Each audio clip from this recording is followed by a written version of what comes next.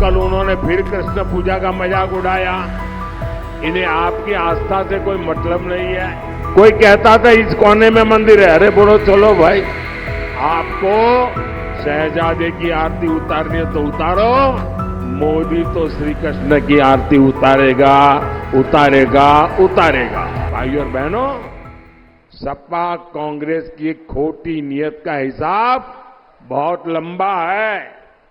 आप याद कीजिए, 5 साल पहले कांग्रेस का शाही परिवार चुनाव के समय मंदिर मंदिर घूम रहा था। कोई कहता था इस कोने में मंदिर है, अरे बोलो चलो भाई। कांग्रेस के शहजादे ने तो कोर्ट के ऊपर जनेऊ तक पहन लिया था। लेकिन इस बार मंदिर के दर्शन बंद, कोर्ट के बाहर टंगा जनेऊ उतर गया। इतना ही नहीं, 500 साल बाद एक ऐतिहासिक पल आया। पूरा देश भव्य राम मंदिर बनने से खुश हुआ, लेकिन इन्होंने प्राण प्रतिष्ठा का निमंत्रण भी ठुकरा दिया। साथियों, इनको तो इतनी नफरत है। अभी मैं द्वारिका जी गया था गुजरात में, और आपको मालूम है, पुरातत्वविद कहते हैं कि भगवान श्री कृष्ण की जो द्वारिका है वो समुद्र के नीचे डूबी हुई है। तो पुरातत्वविदों ने खोज के निकाला है।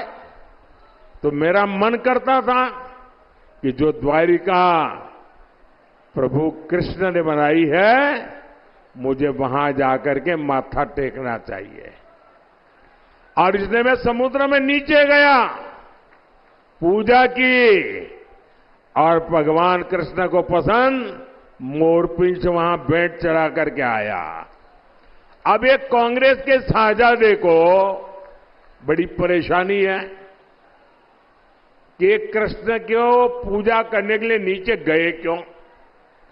अब मैं ये यहां के सपा वालों को पूछना चाहता हूं, अरे आप तो अपने आप को यदुवंशी कह रहे हो, श्री कृष्ण के वारिस कह रहे हो, और देश का प्रधानमंत्री श्री कृष्ण की पूजा करे, और तुम्हारे अपने साथी उसकी आलोचना करे।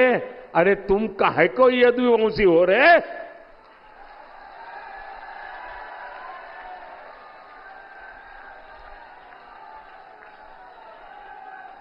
उनको पूजा भी नौटंकी लग रही है।